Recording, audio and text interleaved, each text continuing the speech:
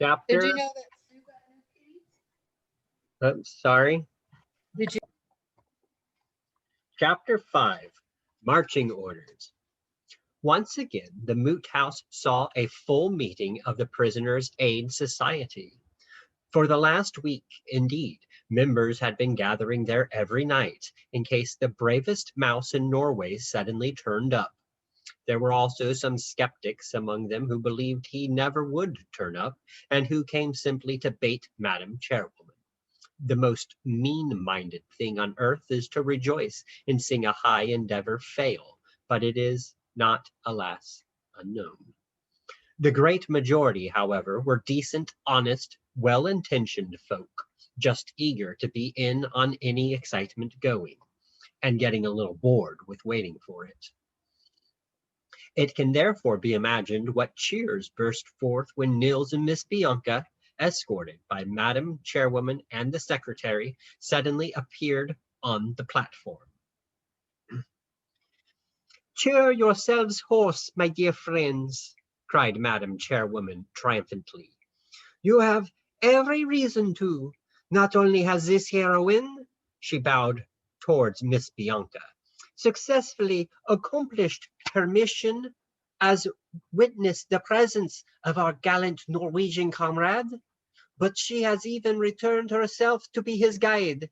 Hip, hip, hooray!" cried all the mice.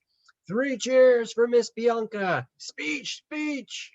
Miss Bianca shook her head modestly. She just advanced towards the edge of the platform and bowed.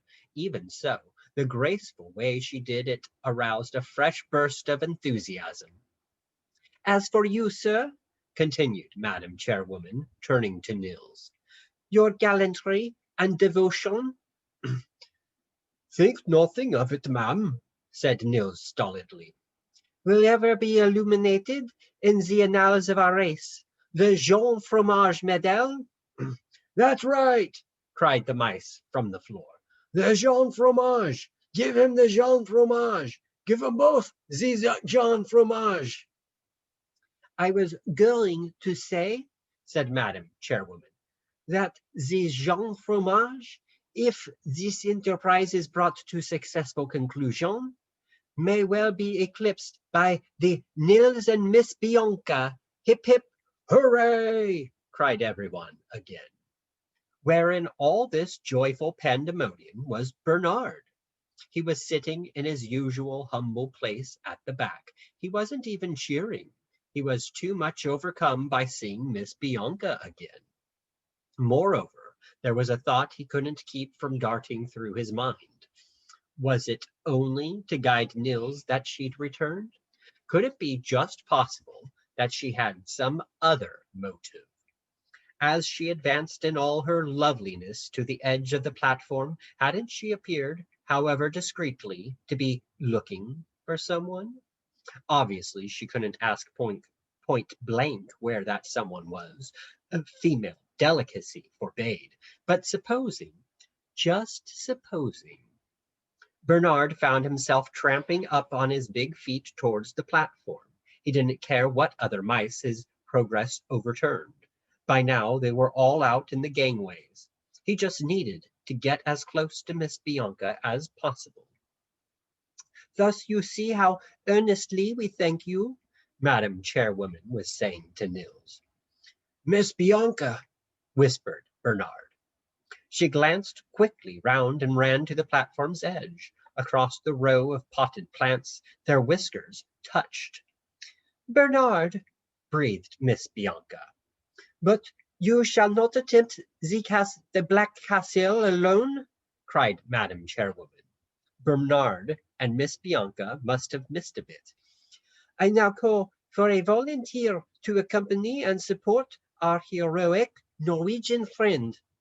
Instantly, simply to prove himself in the slightest degree worthy of Miss Bianca's regard. "I'll go," shouted Bernard. Miss Bianca drew a deep breath. Admittedly, such a warmth of welcome, how different from the send-off in Norway, had gone a little to her head, but she was influenced even more by the look on Bernard's face. "And I will too," said Miss Bianca, changing her mind again. 2. They received all last instructions in the committee room. An old carriage lamp next door, tossed down into the wine cellar by a long-ago postilion. Generations of Prisoners' Aid Society members had made it extremely neat. In fact, it was much more comfortable than the main hall, with walnut shell chairs for everyone.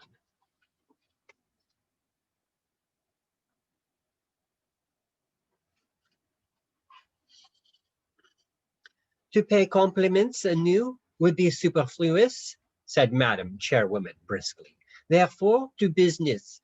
You will travel by provision wagon, as you all know, or as we must inform our Norwegian friend, the Black Castle is provisioned but once a year.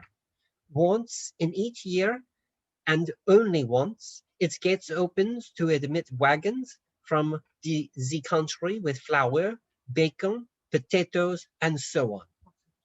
Thanks to Miss Bianca, we are just in time to catch them. They will halt at the town gate to pick up cough cure for the jailers, and there you must be ready tomorrow morning at 5 o'clock sharp. I believe the journey takes about 2 weeks. Within 2 weeks, said Madam Chairwoman impressively, you will all three be inside. The lot of the mice go with you. Any questions? Miss Bianca shook her head. She relied entirely on her male companions. Nils, as usual, for his part seemed perfectly content to take whatever was coming as and when it came. Only Bernard spoke up. What do we do exactly? Asked Bernard in his painstaking way. Once we're in, to get the prisoner out? Then I leave to you, said Madam Chairwoman blandly. I can't be expected to think of everything. 3. It was next morning. Outside the town gate, in the soft, misty autumn dawn, the great cases of cough cure stood ready for loading. The Black Castle was so damp, its jailers had coughs all the year round. And Nils and Bernard and Miss Bianca stood ready too, if they huddled rather close together, and if Miss Bianca's teeth chattered a little, it was probably because the dawn, besides being soft, was also rather chilly. Nils had on his sea boots, though Bernard thoroughly pointed out their uselessness, and indeed inconvenience. He wouldn't be parted from them. It's no use arguing, said Nils. Without my sea boots, I wouldn't feel myself. That's how us Norwegians are.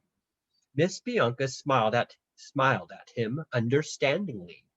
She felt the same way about her silver chain. Bernard had pointed out the unsuitability of this too.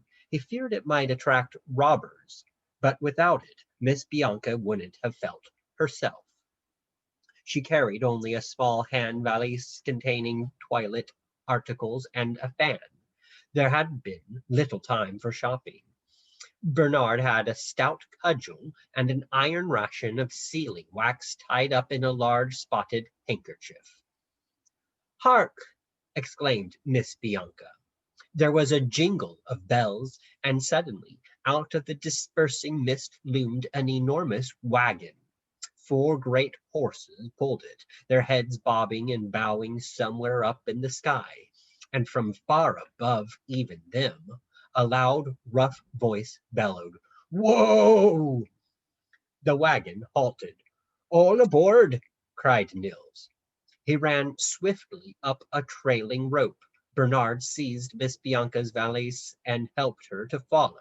Scarcely had they found shelter between 2 flour sacks when a series of shuddering thumps told them the cough cure was aboard too.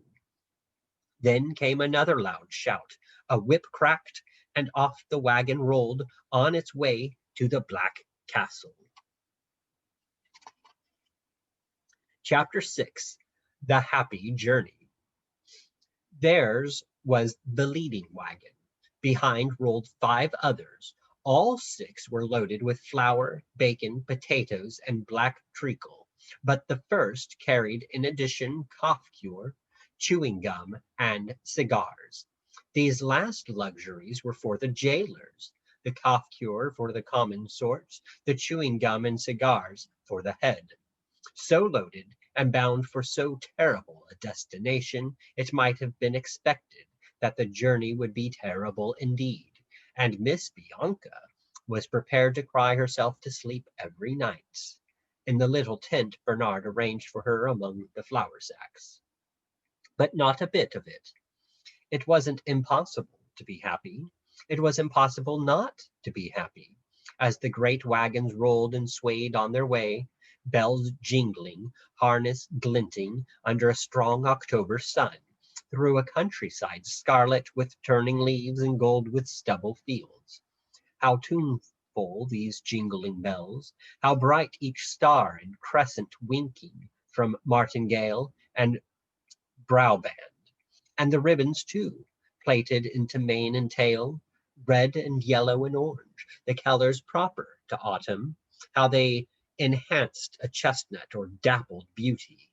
But best of all was the rhythm of the 6 great wagons rolling together, keeping distance ever in touch, like 6 great ships at sea. "Us should have sails set," shouted Nils, running up the tailboard. "5 capital craft in line astern, and us aboard the admirals." It was astonishing how quickly the mice felt at home. They had the whole place to themselves, for the wagoner sat on his high seat in front and only once a day cast an eye over the load to make sure all was ship-shape. They soon knew the names of their 4 horses, which were King, Prince, Emperor, and Albert. Albert was Miss Bianca's favorite. He had a very noble, serene expression. Miss Bianca was convinced. She told Bernard that Albert had not exactly come down in the world, but had renounced the world. She imagined him winning prize after prize at horse shows, before recognizing their vanity and humbly devoting his great strength to better things. As to food, of course, no mice could have been better off. The whole wagon was simply one great running buffet. That was by day. Each night, all 6 wagons drew up in company, and the 6 jolly wagoners, after they had built a fire and eaten a great meal, told stories and sang songs. Not even Miss Bianca found their voices rough. Then, as in beautiful deep harmony, they begged their loved ones, also their favorite inns, never to forget them. As one touching melody followed another, Miss Bianca's eyes were frequently wet with tears, really just as she'd expected them to be, though for different reasons. These were enjoyable tears, as the saddest songs were enjoyable to the jolly wagoners. Each night she and Bernard and Nils slipped out of the wagon and crept closer and closer to listen, and if any item had the slightest rhythm of a sea chanty, Nils would join in, and afterwards they would all stroll back from the concerts together under the glorious moon. It was just like being at Salzburg. Nils and Bernard had become very good friends. They hadn't much in common, but each saw that in whatever peril lay ahead, he could rely on the other's stanchness. They never discussed this peril, or made any sort of plan for their great task of prisoner rescue. As Nils sensibly pointed out, it was no use crossing bridges till they came to them, and besides, they were having such a happy time, it seemed a pity to cast a shade over it. 2. Sometimes field mice came to visit, and then indeed was the peace of the wagon shattered. Whole villages swarmed up at a time, mothers and fathers, aunts and uncles, and of course the children, all chattering and arguing and gossiping and passing remarks. They never stopped asking questions and never waited for an answer. "Where are you bound and why?" chattered the field mice. My goodness, what a quantity of sacks! Unbelievable! Where do they all come from? And what's in those boxes? I say, Amelia, look at this fellow's boots. What's he wearing boots for? And look at the lady's necklace. My word! Look at this other fellow's feet. Why, isn't he wearing boots too? Couldn't he get any big enough? Pay no attention, said Miss Bianca to Bernard. They are only simple country folk, with no opportunity to learn manners. She didn't mean to be overheard. She spoke behind her fan, but field mice have very sharp hearing, and at once they all took umbrage. No manners, indeed, they chorused. Hear that, Amelia? The lady says we never learnt no manners. Hands up who goes to dancing class. Hands up all who know Strawfoot from Hayfoot. My word, she should see one of our barn dances. Come on, let's give one now. And they actually began dancing Sir Roger de Coverley there on the floor of the wagon, hands across, back to back, down the middle, and all the rest. They began, but in half a minute they were all doing something else again, jumping on and off the cigar boxes, nibbling at the sacks, sliding down the treacle tins, and never for one moment ceasing their chatter. How strange! One always thinks of country folk as being rather stolid, said Miss Bianca. I think I shall lie down a little. Bernard had found her a delightful veranda between two of the upright slats that formed the wagon's sides, where she could rest in the afternoon and still look out at the changing landscape. It was considered Miss Bianca's private place, but she often invited the other two to share it, and Bernard at least never refused. Nils preferred a spot higher up, on what he called the poop. Miss Bianca and Bernard had many long conversations there, and told each other all about their past lives.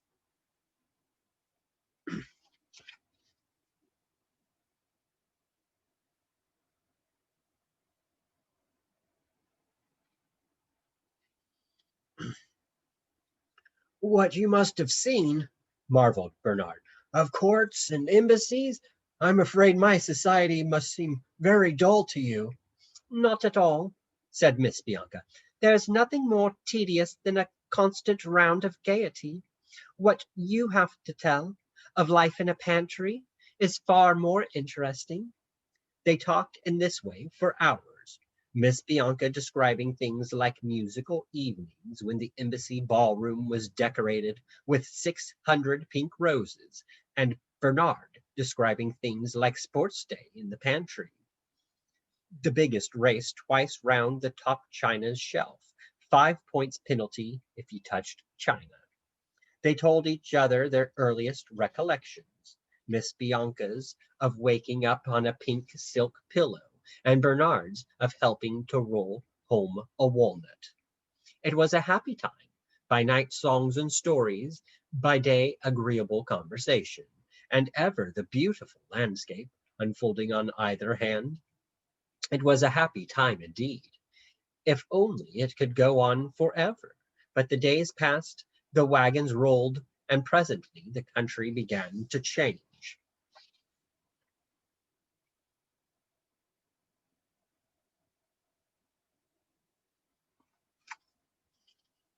3. The country's changing, said Bernard uneasily.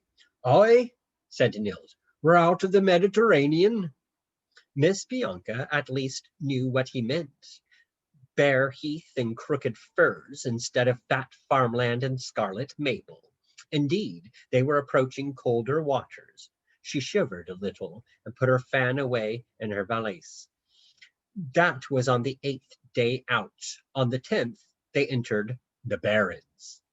Here there were no trees at all, nor any sort of vegetation, only rocks and boulders strewing a great flat stony waste.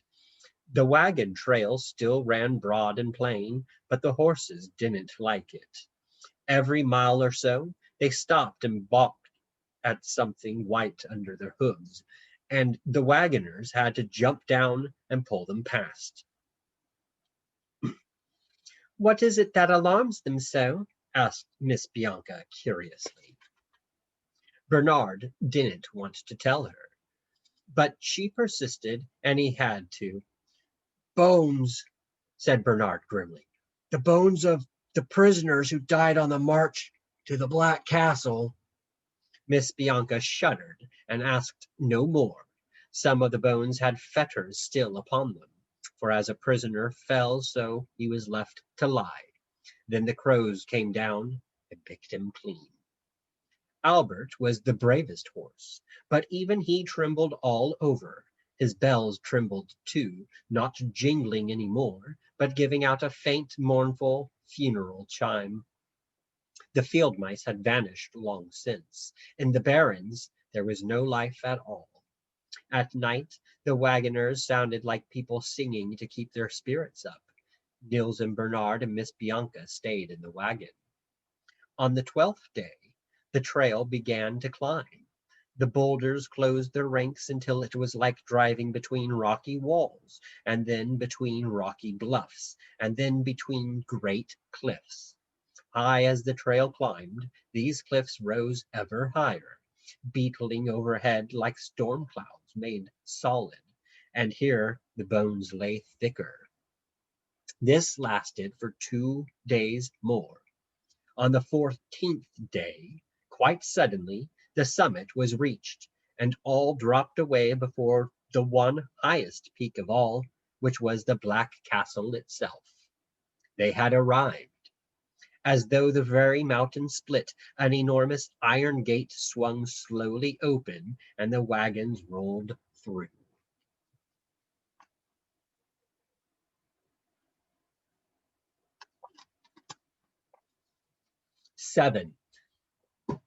Chapter 7. The Black Castle. It was an appalling moment and an appalling place. Behind them was the huge buttressed gateway. On all other 3 sides of the courtyard, great grim black walls, windowless, reared up quite out of sight. There wasn't a scrap of creeper or greenery upon them. Between the paving stones underfoot, not so much as a toadstool sprouted. All was iron hard, iron chill, and black as old iron. The air was like the air in a well. Not so very high up in it, a few carrion crows silently hovered.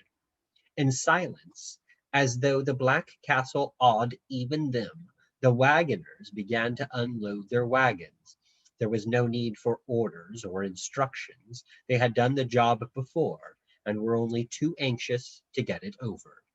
The kind horses nickered and whinnied uneasily, but no human sound was to be heard, save the coughing of the jailers waiting to get at the cases of the cough cure.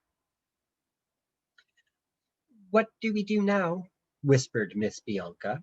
The 3 mice had run down at once, and were now huddled together beside a wheel. "Wait, then follow the best boots," muttered Nils. There were boots stamping and shifting all around them. Great cruel jailers' boots, black as everything else in the Black Castle. Even Bernard turned a trifle pale, but he nodded bravely. "You be leader," he whispered. They waited for what seemed like hours. Nils, meanwhile, scrutinizing attentively each pair of feet that passed. All seamen have an eye for a boot, and even though these weren't the sort he was used to, he had soon made up his mind. When at last the wagons filed out again, and the jailers began to disperse. "Follow me," cried Nils unhesitatingly.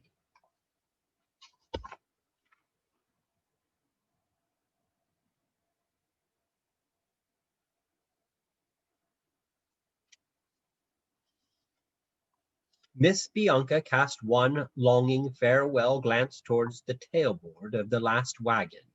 Even as it passed the gate, sunlight seemed once more to fall upon it. The wagoners were already calling and shouting to each other again as they headed back into the jovial, sunlit countryside. How glad they were to be going. And how glad I should be, thought poor Miss Bianca. She very nearly ran after them. The gates weren't yet quite closed. By running as fast as she could, she might have just caught up and have run up on board again and been carried back to safety and civilization. Miss Bianca, called Bernard urgently, do please hurry. She sighed and followed duty's higher call. 2. See any hole? Muttered Nils. There, by the stove, whispered Bernard. He was much cleverer than Nils indoors. Run in quick, Miss Bianca.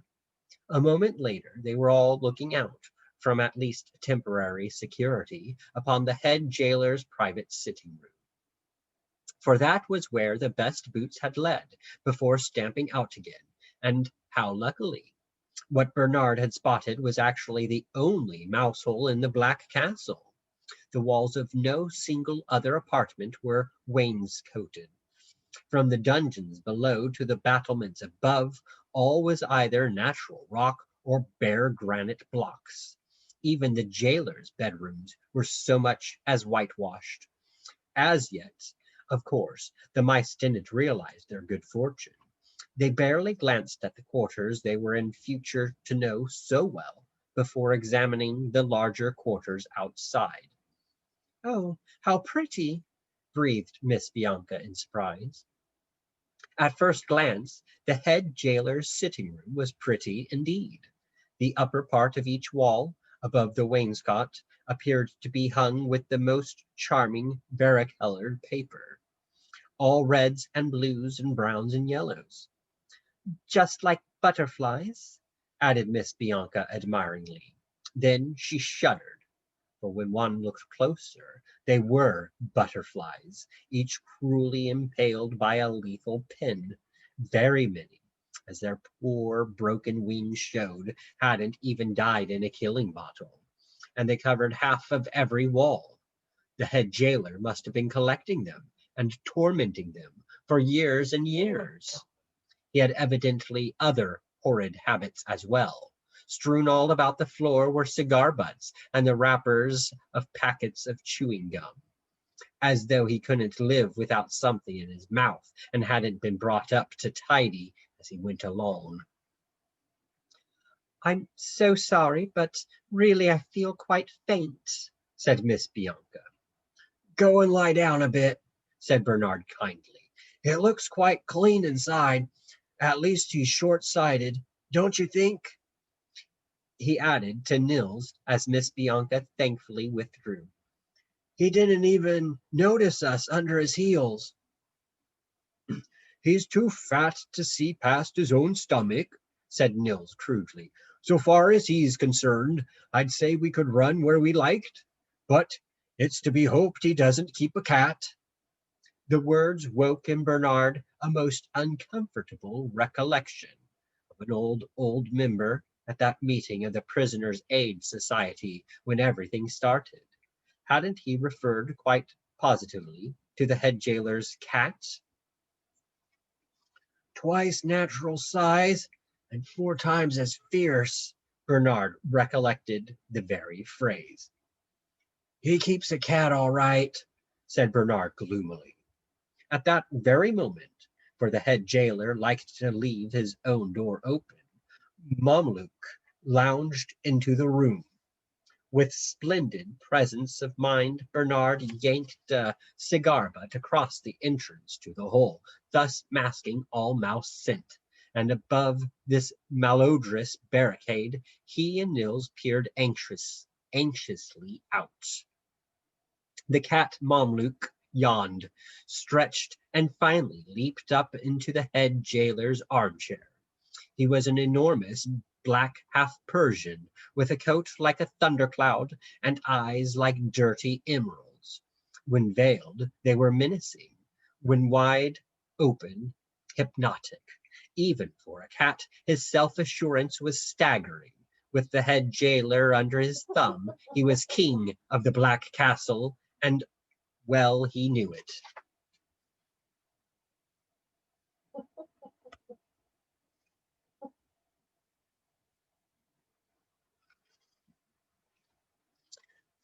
Nasty customer, eh? Muttered Nils. We must keep Miss Bianca out of his way, said Bernard. No more than a couple of mouthfuls, agreed Nils. She'd make for him. It crossed their minds that neither of them would make more than a couple of mouthfuls either. They watched Mamluk in silence for a few minutes longer, and then thoughtfully rejoined Miss Bianca and warned her that she was never, in any circumstances, to go out of the hole alone. 3. The hole was their home. It had several disadvantages. Mamluk was always liable to turn up in the sitting room outside, and the necessary smell of cigar butts at the entrance made Miss Bianca almost ill. But when Nils and Bernard, after several daring reconnaissances, discovered that there was absolutely no other accommodation available, they sensibly made the best of it, and at least it was a splendid listening post. They made it really nice. The entrance passage, which ran directly at right angles from the wainscot, was quite 2.5 inches long, and this was their lobby, where were kept Bernard's cudgel, Nils' sea boots and cutlass, and Miss Bianca's valise.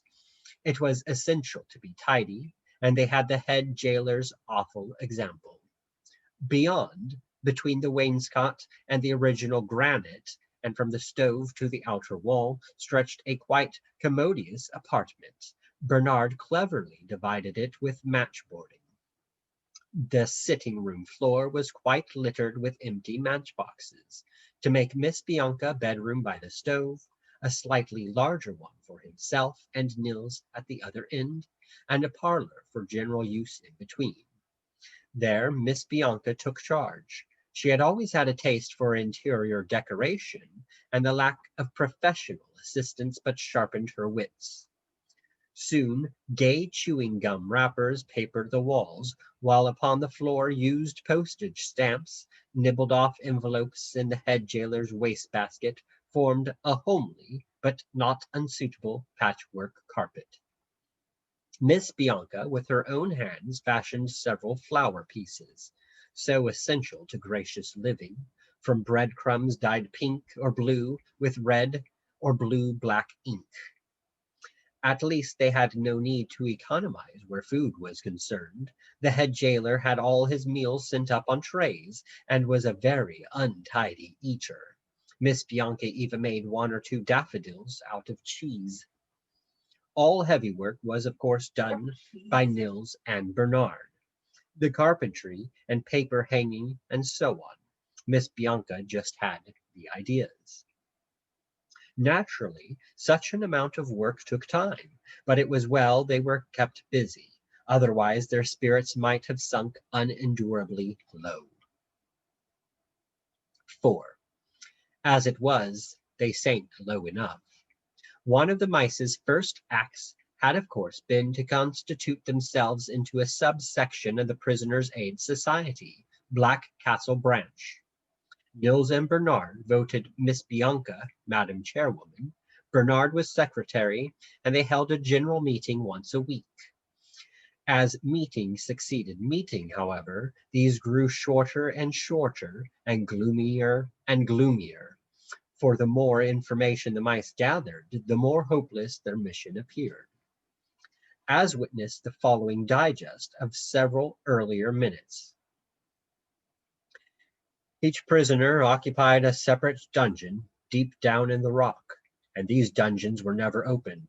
Food, black bread and treacle, was let down but once a day, each morning, through grids in the ceilings, and these grids were set in the floor of a long stone corridor, itself cut off from the rest of the castle by a locked iron door. Source: Instructions from head jailer to new common sort of jailer in H.J.'s sitting room, overheard by all members. Query: How were the prisoners got into their dungeons? The members couldn't think. The door fitted too closely for even a mouse to run under. Source: Nils. Once a day, of course, it was unlocked by the jailer with the food pans. And then Nils was pretty certain he could have got into, but if it hadn't been for Mamluk the cat, see below. Mamluk regularly accompanied the jailer on his rounds. It was his horrible amusement to jump down into a dungeon as soon as the grid was opened and torment the prisoner by sitting at him while he ate, and then ride up again on the food pan. Source: Gossip of Jailers, overheard by Nils and Bernard. Minority opinion. Perhaps Mamluk was trying to cheer the prisoners. MB. The jailer mightn't notice Nils, but Mamluk certainly would. "One of these days I'll risk it all the same," cried Nils desperately. "I'm no nearer getting in touch with the poor chap than if I'd never left Norway." "Don't be an idiot," said Bernard. "You wouldn't stand a chance. There can't be an inch of cover down there. It's just one big trap." As the whole castle was an even bigger trap. Except for the great gate, there was no way out at all. The wagons had approached from the south. On the northern side, it was as though the mountain range had been sliced clean away. The castle rose straight up from the very verge of a tremendous cliff.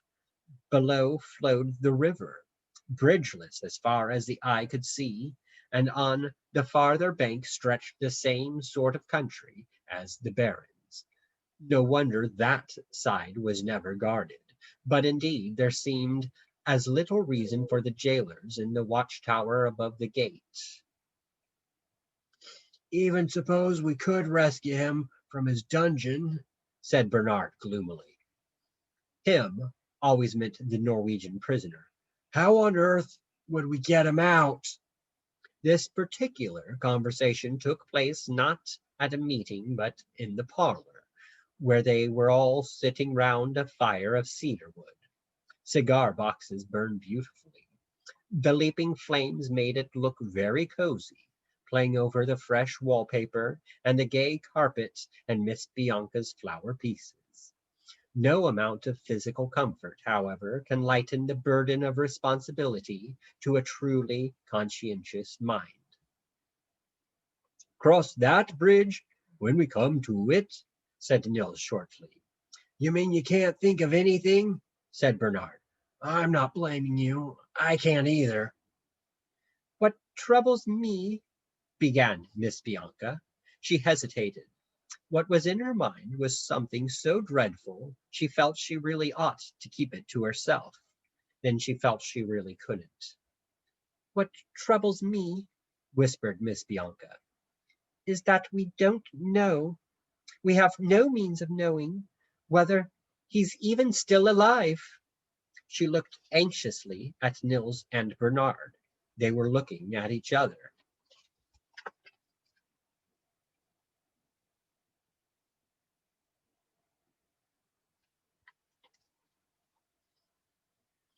"We hoped you wouldn't think of it," said Bernard reluctantly.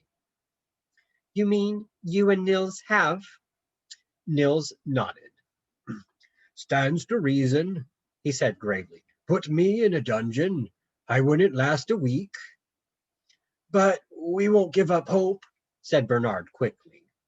"We don't know one way or the other. Remember the luck of mice?" he added cheerfully. "Hasn't it brought us all the way here? Found us this splendid hole? Kept us all fighting fit and ready for anything. Remember how beastly we thought the wagon ride was going to be, and how jolly it turned out. And you, Nils, remember that chap Harold Fairhair you were always singing about?